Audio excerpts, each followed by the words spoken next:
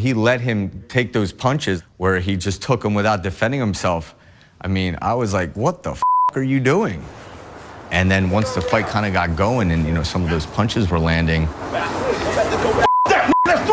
Big D kept telling him to stop or hold up. I'm like, f this. You want him to stop? That's cool. We'll go the other way. Because it wasn't about beating him up. It was about just winning whatever was at stake. Come on, finish it, Bird. Come on, finish that shit.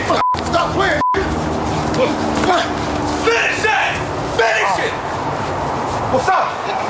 Chill, dog. I'm slipping off, dog. After a certain point, I think Big D had enough, you know, when his eye was into his face. And that's where half of his name came from. I guess Slice was one way to describe how his eye looked. And he loved it. So, you know, he just put the two together. He's like, well, I'm not going to be Ferg Slice, but I will be Kimbo Slice. It don't stop. It never stop. Oh! Even at all his fights, I was never afraid of anything because I felt like nothing could touch him. He was such a strong guy that he wasn't going to get hurt.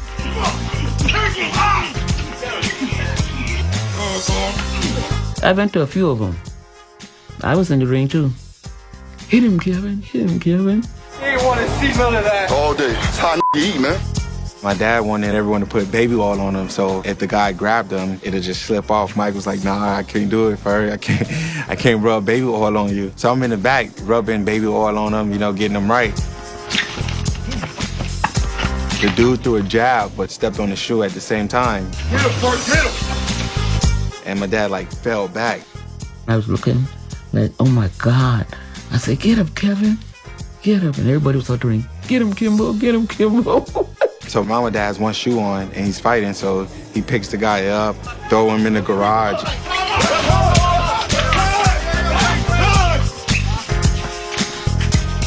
He hit him with an uppercut out of the garage. Leave him, Ferg. Leave him. The guy didn't want to get up. The guy like look up to the camera, you see these two knots on his head. It looked like golf balls. Just a little bit of a knot there on your forehead, bud.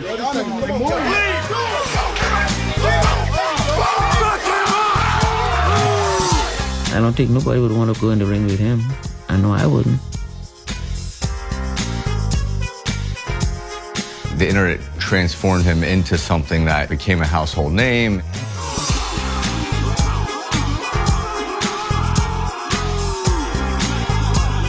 Feel fine, baby.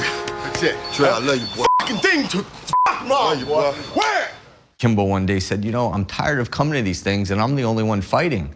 He's like, you know, when I come, after I fight, I want to watch some fights. He's like, I got the perfect kid. Just kind of folds out, huh? I got it. 18 years old, I think, right around there. It's been a while and it's been a lot of punches in between.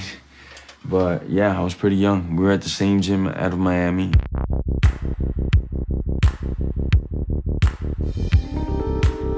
The day they told me, I was literally getting food through the drive-thru. Does that complete your order? And they're like, hey, you want to fight in a couple hours? I was like, hell yeah, let's do it. And bam, we did it.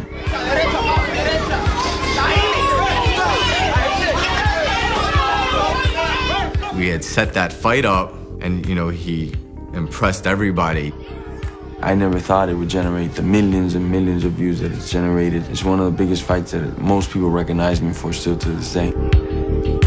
After that first one, we took him out to eat and, you know, we kind of bonded. At the time, that was like the fanciest place I'd ever been to in my effing life. It was mind-blowing fancy. Every piece of meat they bring out tastes like butter. I was just some spick from Miami, grew up hungry and is always hungry. I'm like, man, these people fucked up, man. I just ate as much food as I could. Mike paid for the whole thing. To me at that time, that was just mine, but who would do that? Why would you do that? We're gonna go 3? Ponytail, what you think? Warriors. We'll go 3. Oh, Oh, you heard it right there. Warriors, man. Whatever it takes. It's all about this. You gotta love this shit.